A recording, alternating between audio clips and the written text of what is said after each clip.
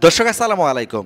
আজকে আমি আপনাদেরকে নিয়ে চলে এসেছি 200 থেকে 300 গারল সবসময় থাকে এরকম একটা গারলের খামারে। এতগুলা গারল কিভাবে লালন পালন করেন, গারলের রোগ বালাই হলে কিভাবে ট্রিটমেন্ট করেন, চারণভূমি না থাকলে কিভাবে এই গারলগুলোকে খাওয়ান, সার্বিক বিষয় জানতে হলে ভিডিওটি শুরু থেকে শেষ পর্যন্ত দেখতে হবে। ভিডিও শেষ পর্যন্ত না দেখে কেউ কমেন্ট করবেন না, কারণ প্রত্যেকটা ভিডিওতে আমরা খামারিদের নাম্বার ঠিকানা দিয়ে ভিডিও আপলোড করার চেষ্টা করি।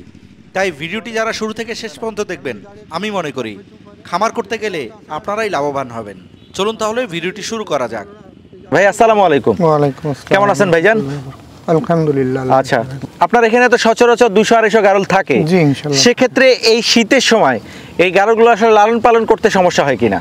না, শীতের সময় আমাদের তো এগুলা কোনো সমস্যা আল্লাহর মতে হয় না, আমরা সমস্যার সম্মুখীন হইনি, কারণ আমরা ডোজগুলো কমপ্লিট করে রাখি, এটা সব থেকে বড় ব্যাপার। আর আমার এই গাড়লগুলো আপনি দেখতে পাচ্ছেন সব কিছু কিন্তু লোম কাটা, আমি শীত গরম এটা দেখি না, কারণ শীতের সময় লোম কেটে রাখলে সব থেকে ভালো হয়। আচ্ছা, শীতের সময় আপনার এই গারলটাকে সুস্থ রাখার জন্য আসলে কি কি ট্রিটমেন্টটা করেন? শীতের সময় কিমরির ডোজটা বেশি করে ভার্মিকটা দিতে হয়, ভার্মিকটা দিলে ঘা পছড়া যে অ্যালার্জির রোগটা এটার থেকে বিরত থাকে। অন্তত ভার্মিকটা 15 দিনে 2 বার করতে হবে। 15 দিনে 2 বার করলে ইনশাল্লাহ ওই শীতটা অন্তত 4 মাস ভালো থাকবে। আচ্ছা, চুয়াডাঙ্গা, মেহেরপুর, তারপরে হচ্ছে কুষ্টিয়া, এই অঞ্চলে তো অনেক বেশি শীত। তো এই শীতের সময় তো অনেক সময় দেখা যায় যে এই গারলগুলোকে আপনারা ইয়াতে নিয়ে আসতে পারেন না, এই যে চারণভূমিতে। সেক্ষেত্রে আসলে কিভাবে এতগুলা গারল মেনটেন করেন? এখানে শীতের সময় আমাদের এখানে চারণভূমি, যাদের চারণভূমি নেই তারা দেখা যাচ্ছে ওই বাসায় খাওয়াতে পারবে। যদি 20টা গারল পরিচর্যা করে যেই ভাই লালন পালন করলে আপনার 2টা গরু যে খাবারটা খাবে এরা সেই খ্যাড় কুটা দিলে সেটাই খাবে।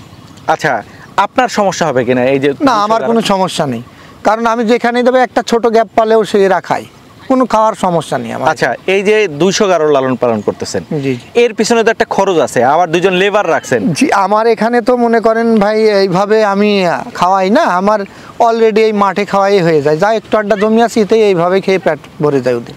বাসাতে আমি খাওয়ার ব্যবস্থা করি না, কোনো এক্সট্রা খাওয়ার না? না, এক্সট্রা খাবার দিই না, কারণ এক্সট্রা দিলে আরও ভালো থাকতো আমার এখানে। তারপরেও আমার তো এখানে সেইভাবে থাকে না দীর্ঘদিন, মানে চলে যায় মাল, এই জন্য আমি সেইভাবে রাখতে পারি। মানে আপনি বেচা কেনাও করেন, পাশাপাশি বাচ্চা যেটা এখানে হয় সেটা লালন পালন করে আবার সেল দিয়ে। আচ্ছা, আরেকটা বিষয় বলবেন, এই যে বেচা কেনা করেন, অনেকেই দেখি যে খামারে উৎপাদিত ছাগল বা গারল নিয়ে যে হাটে নিয়ে বিক্রি করে, সেক্ষেত্রে কিন্তু হাটে এরকম দাম পাওয়া যায় না।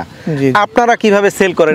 আমরা হাটে ভাইজান ভালো যে গাড়লগুলা হাটে অবশ্যই জীবনে উঠবে না, কারণ যে গাড়লগুলা সমস্যার সম্মুখীন, কিছু নতুন খামারি নিয়েছে 20টা 25টা, 6টা 7টা মারা যাচ্ছে, ডোজ করিনি, কমপ্লিট ডোজ নেই, কলিজা নষ্ট হয়ে গেছে, ফুসফুসি নষ্ট হয়ে গেছে, সেই ক্ষেত্রে 15 গাড়ল 14 গাড়ল আপনি 11তেও পাবেন। সেই ক্ষেত্রে তো হাটে বাজারে ওইগুলা নিয়ে গিয়ে সেই খামারির সম্মুখীন লস হয়ে যায়। অনেকজন বলে লস কি, গাড়লে কোনো, আমি তা হিসাব করে দেখি লস না। এর মতো এই গাড়ল চাষে যা লাভ বেনিফিট আসে, আমার ভাই দীর্ঘ যাবৎ চাষ করছে, আমি দেখেছি আমার ভাই সর্বপ্রথম 2টা দিয়ে শুরু করেছিল, তখন আমরা অনেক ছোট। তারপরে আমার ভাই যখন প্রথম শুরু করে তখন আমরা তো এই জিনিস দেখি না বা বুঝিও না, যখন আমাদের বুদ্ধিজ্ঞান হলো তখন আমরা দেখছি আমার ভাই 2টা নিয়ে আসলো মেড়া, তখন ওই 2টা দেখলাম, কিন্তু মা ছিল আরও, সে মা দিয়ে অনেক আমার ভাই পাল করে ফেলেছিল, কিছু 200-র ওপরে এর আগেই ছিল, তখন সেল দিতে লাগলো আমার ভাই। এই গ্রামে বর্তমান মহাজনপুর যে আমার ভাই ছিল, মুজিবনগর, মহাজনপুর, মেহেরপুরের ভিতরে আমার ভাইয়ের সর্বপ্রথম ছিল গাড়ল খামারটা।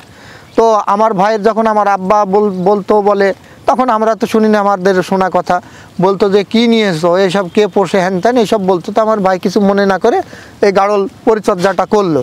অনেক জমি জায়গা আমাদের মহাজনপুরে অনেকজনকে জিজ্ঞাসা করলে অনেকজনে বলবে না, এদের জমি জায়গা সব থেকে বেশি, কিন্তু আমার ভাই জমি জায়গা অনেক নষ্ট করেছে, কিন্তু যখনই গাড়ল খামারটা দিয়ে আল্লাহর রহমতে এখন গাড়ি আমাদের অনেক কিছুই আল্লাহ দিয়েছে, এর থেকেই আমরা এর থেকে এখন খুবই ভালো আছে, আল্লাহ রেখেছে। আচ্ছা, মনে করেন যে নতুন মানুষ অথবা দীর্ঘদিন থেকে খামার করতেছে, এইরকম মানুষ যদি এখন খামার শুরু করতে চায়, আসলে কিভাবে খামারটা শুরু করলে একটা ইনস্ট্যান্ট বেনিফিট আসবে? এখানে নতুন খামারি যে ভাইরা গাড়ল খামার যদি শুরু করতে চান, সর্বপ্রথম মেড়াটা নেবে ভালো।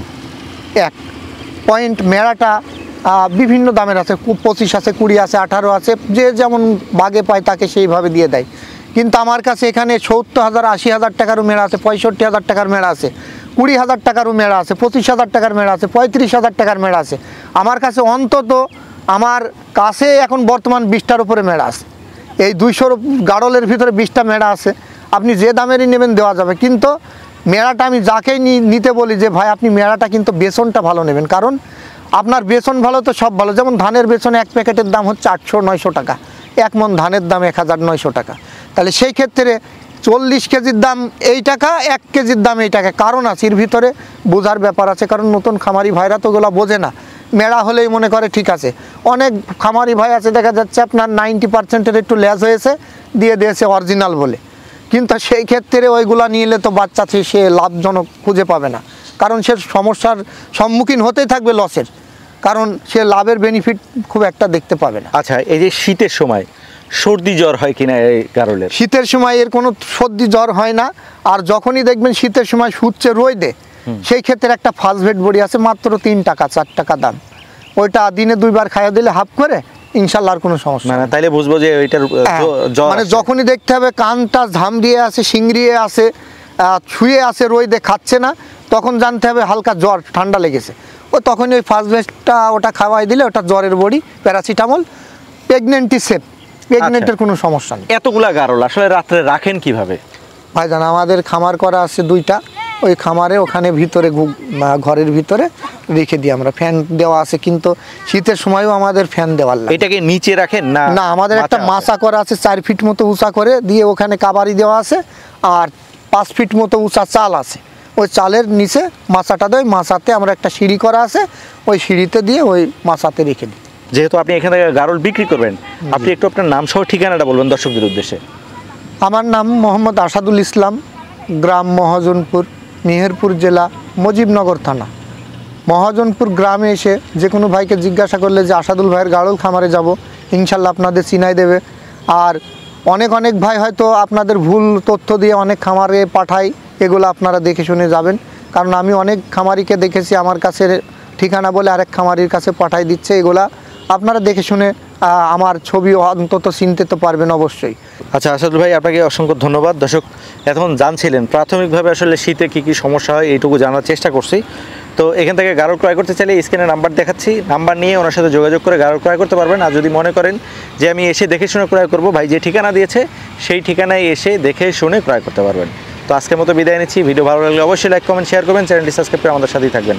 আর যারা ফেসবুক পেজে দেখছেন, পেজটি ফলো করে রাখলে নিয়মিত গারল ছাগল খামার সম্পর্কে বিভিন্ন তথ্য আপনাদেরকে দিয়ে থাকি। তো আজকের মতো বিদায় নিচ্ছি ভাই, আপনাকে অসংখ্য ধন্যবাদ। আলহামদুলিল্লাহ।